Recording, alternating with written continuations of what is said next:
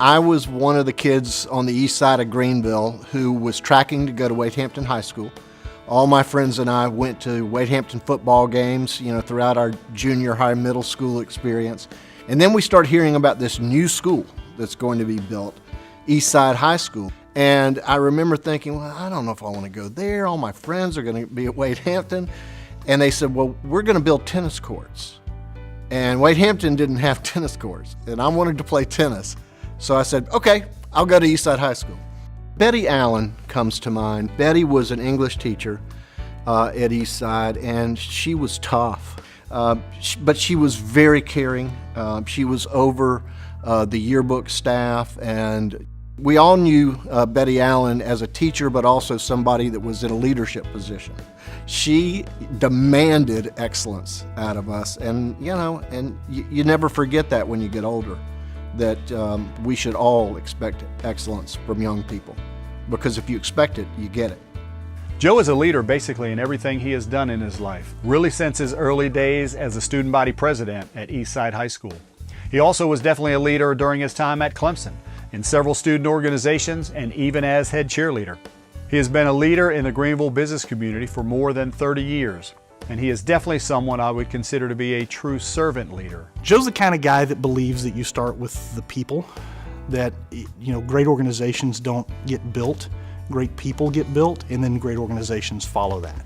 And that happens in business, but it also happens in organizations that he's been a part of, whether it's the chairing the Democratic Party or whether it is managing his involvement in dozens of volunteer organizations around the state and around our market. Joe is a guy that believes in people first, make sure that they have the tools that they need to succeed, and then if you have the tools you need to succeed, generally the success follows. Probably the most memorable moment, and this isn't a fair one, but it was the first giant win we ever had at Erwin, Penland. We won the first union account in October of 1999. It was the first big pitch I ever worked on.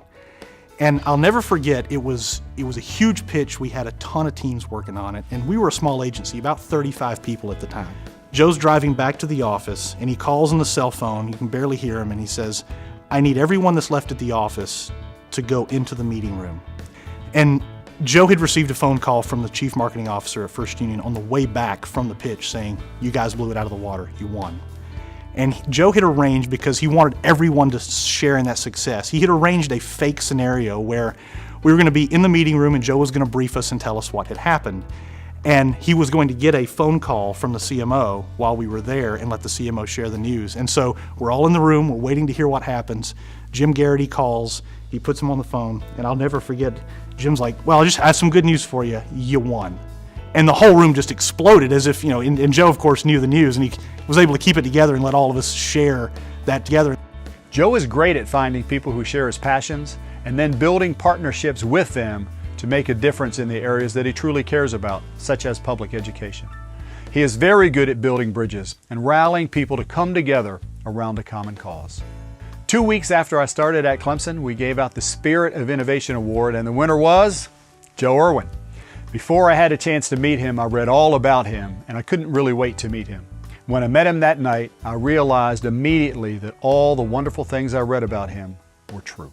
To achieve things and to lead people or just to work with other people, you have to engage them.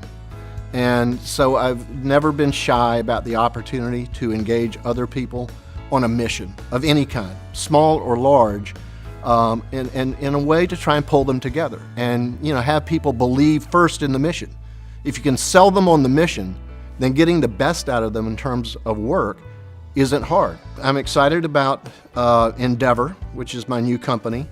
We are a creative, collaborative community. So now, truly, when I get to Endeavor every day, I work for them. We've got about 150 members, and if they need something, if they need my advice, if they need our team's help on a presentation, whatever it is to help them create more success for themselves or their clients or a nonprofit they're working for, that's our job. And I have to tell you, it's kind of fun. It's kind of fun to be in service to others in a way that is more than just about trying to make money. So that part of my life now is joyous.